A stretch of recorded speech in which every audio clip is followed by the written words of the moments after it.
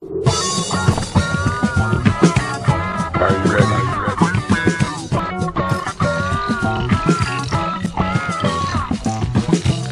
Are you ready? Hello, hello, hello, hello, and here we are on the show, and yes, I'm being silly. What can I say? There's my papers, all right? I like my papers, but I will, I get teased a lot about playing with my papers. So here we go. This is what we're going to do. Something new. Yeah, that's gone. This one's gone. Okay, and this. Okay, see, there you go. Scott, this is for you. All right. But I do have an alternate plan. Here they are, right here. And they still make lots of noise. Here we go. Welcome to the show, episode 147, okay? Keep making changes around here. I get it. I played with my papers a lot. So now I got these cue card thingies here that I have to use now. So, okay, is that better? All right. Thank you very much, everybody. Episode 147, as I mentioned, and welcome. As always, hope you've had a great weekend. Definitely busy around here, and we're going to show it all to you, or most of what we can here anyway. But Summer Never Ends was on this past weekend, this past Friday, and it was very exciting. Of course, Stacy Zegers starting off the show, and then Leah Daniels, and of course Emm Gryner was here along with headliner Chantal Kerviazic. And we've got some of the footage. We're going to show you a little bit of Chantal. Take a look at this. I'll be right back.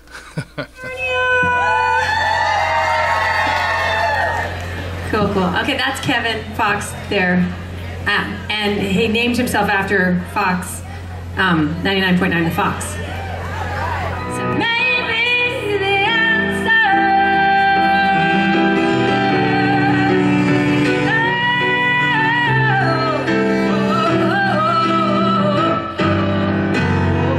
Sometimes it was just a black hole. Yeah, I was being down and blacked out my life, and you couldn't even know. Talk and I'll be back again. Oh, yeah, if I had to go.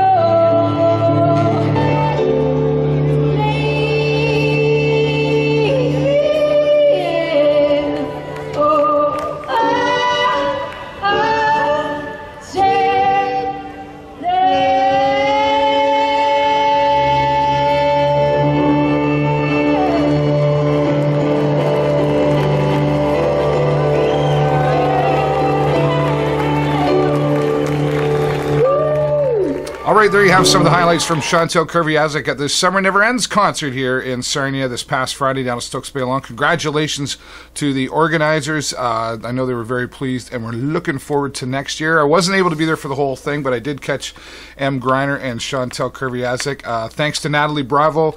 There's some of the photographs she was able to capture. She was the personal photographer for the Summer Never Ends concert. So thanks again, Summer Never Ends, and we're looking forward to next year. All right, well, then it was on to Indiefest. We had some fun there, but we're going to tease you a little bit and show you that a little bit later on. I know everybody's waiting for the announcements. But then we had our karaoke cruise, my annual karaoke cruise, and here's some of the folks having some fun. It was a great turnout and great weather, and thanks everybody for coming. And special thank you, as I always say, to the Duke d'Orleans staff and crew. They are just amazing. They look after everybody, and they go all summer long. They're still going. You can check out their website at dukedorleans.com. They've got lunch cruises and rock cruises, and still lots of fun happening there. So thank you, Duke d'Orleans, and thanks everybody who came out to the annual karaoke cruise. It was number 26. Yeah, okay.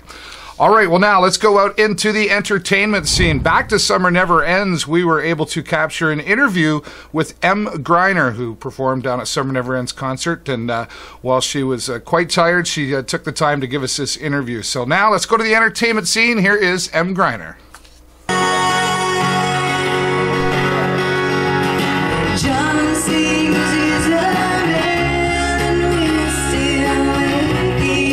Well, this week on the show in the entertainment scene, we are very, very delighted to have an excellent performer. We're very excited to have seen her here at Summer Never Ends.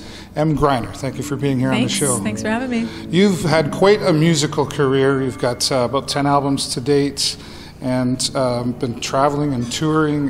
We're proud to know that you had locals Erica and Sarah tour with you for a little while. How are you feeling about being back in Sarnia? Great. I love it. You know, I just, you kind of relax when you come home and you sort of take stock of what you've been doing, and everyone's so friendly, and yeah, it's totally a good time. It's also crazy to see like people from high school. Yes, you know, right. it's You like have a lot of those you look fans and friends around. They look exactly the same, but they're just bigger, Yeah. with less hair. There you go. Yeah. You've being an independent artist, struggled in the music world as far as, can you, maybe to some of the independent artists that would be watching this, could you throw them any advice that you would give as an artist? Well, I think the main thing is it's really about enjoying every step of it, and you know, if you're kind of wishing to get to a certain place, I think it's great to make goals and everything, but if you're independent, you kind of have to go with the flow a little bit. Like some months will be great and other months won't be great, and you kind of just have to learn to adapt and not give up when you're in those bad months. Right. And also, you know, just try to I'm sort of an eternal optimist, and Right. I think that it kind of pays off, because I think eventually if you kind of have the right people around you and you make the kind of music you want to make, you just go where you're meant to go. Right, that's awesome. How do you juggle your schedule? You're pretty busy, so personal life and career. I have no personal life.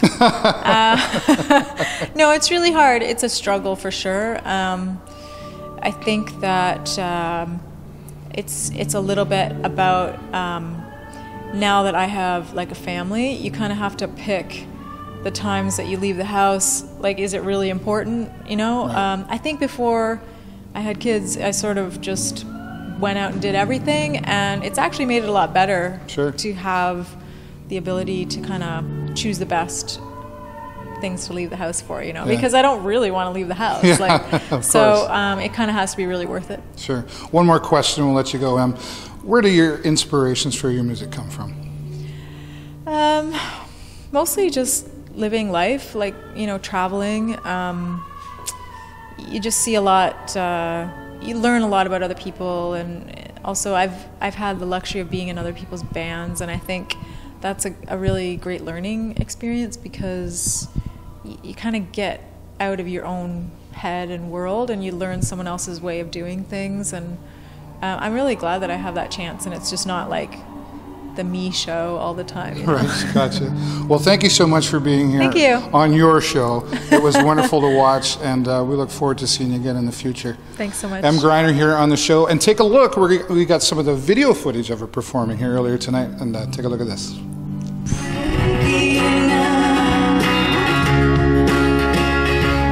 Dressing room disaster. Ocean violet stardust in the skies. Summer's gone. I gotta say something feels wrong. Thank you, Emm Gryner, for giving us your time here on the show. I hope you got lots of rest after that. Em was very kind to give us that interview, and an amazing performance. I'd heard Em's music, but that's the first time I've ever seen her live, actually, so I was quite thrilled for that. And Jennifer actually went to school with Emm Gryner. She's from Forest, originally where she grew up. It was very nice to have some time to chat with her as well.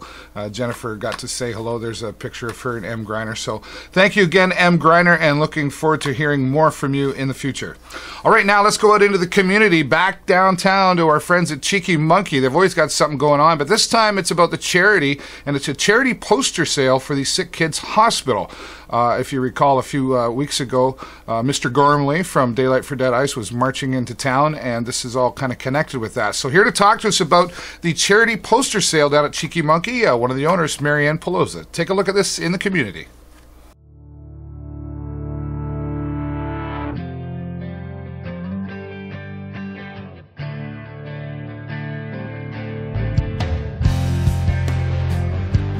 This week out in the community, back to one of my favorite spots downtown, Cheeky Monkey, and they've got a special poster sale happening here.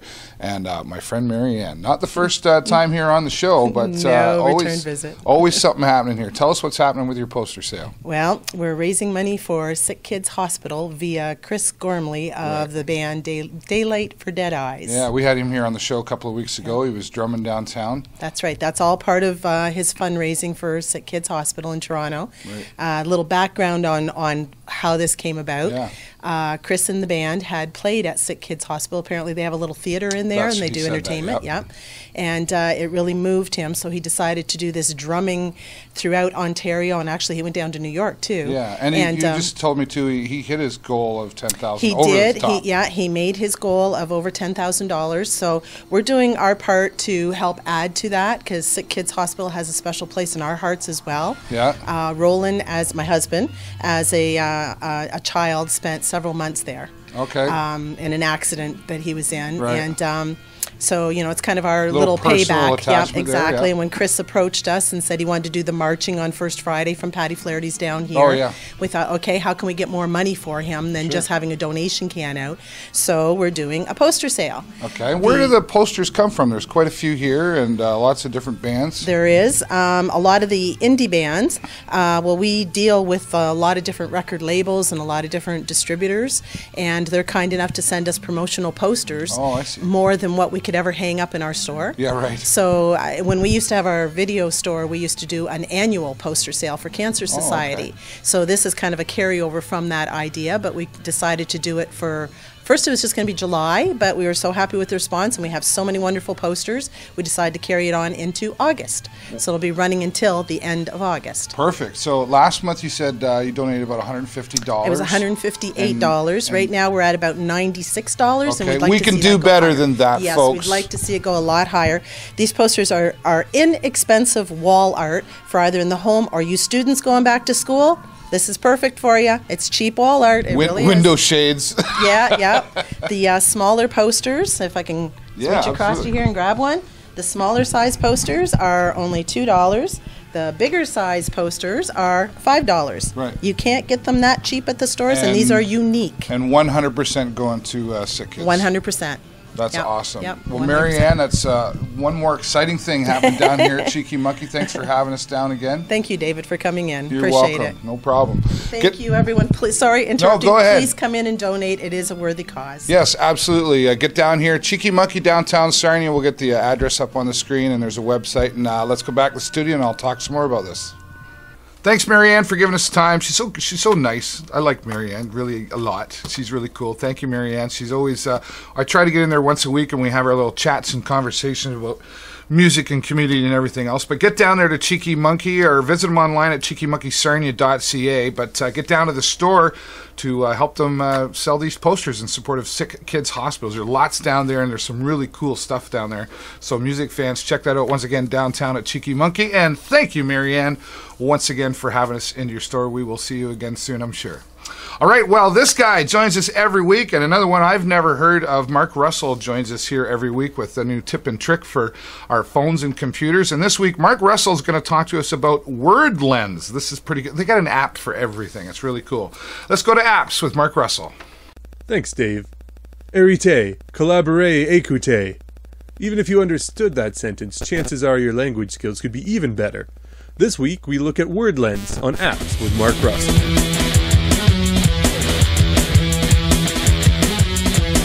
Word Lens was created to help travelers understand signs written in foreign languages. It's an augmented reality translator. Using your built-in camera, Word Lens scans the text and translates it for you. The translation happens in real time and without a connection to the internet. Translated words and phrases are displayed over the original background, in the same space, replacing the original language. Word Lens was created to help tourists understand signs and menus, so the translations aren't 100% accurate, but they should give you the gist. You can take screenshots of the translated text for later use, and clicking on a word will also give you the translation. The current languages are French, Spanish, Portuguese, German, and Russian, and for fun, Word Lens will also mirror the text for you. Originally, you got to pick one language to translate from, and other language packs were available for $5 each. but since Google bought the company in May of 2014, all language packs are included for free. If you have a phone or tablet as a camera, reading a foreign sign or menu is as easy as looking at it. WordLens is available for Android and iOS. This has been Apps with Mark Russell.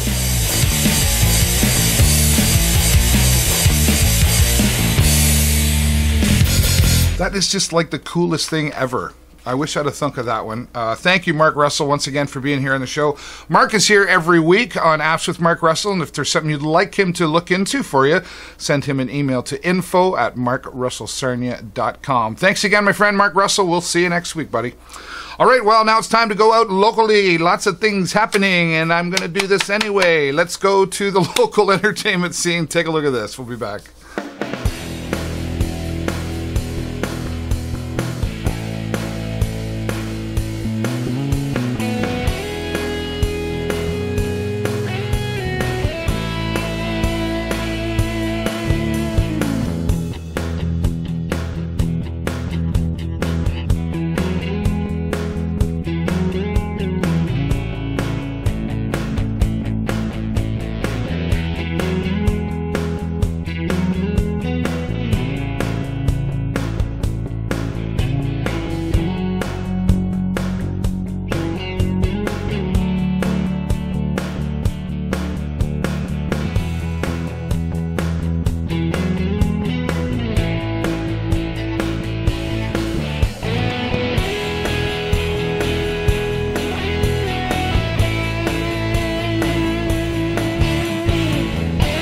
All right, there's your local events here for Sarnia, and if you want your event to be here, send it to me to the show at davidburrows.ws.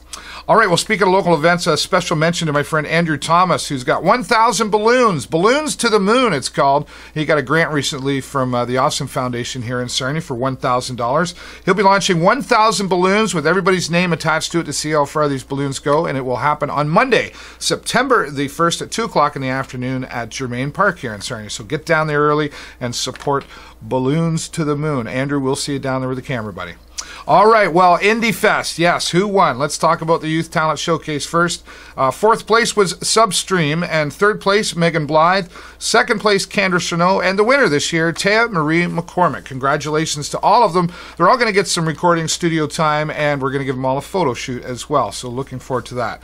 All right, who won the Battle of the Bands? It was a great turnout down there. All the bands performed extremely well, but only one gets to win this year, and they got a choice, $1,000 or $500 Indiefest will donate to Kids Help Phone on behalf of the winning band. And thanks to Michelle Stokely, the winner gets to play powerboat races in 2015. So here we go. The winner is for the Indiefest final battle finale, if you will. Congratulations going to Powerhouse. Powerhouse, the winners this year. Congratulations, guys.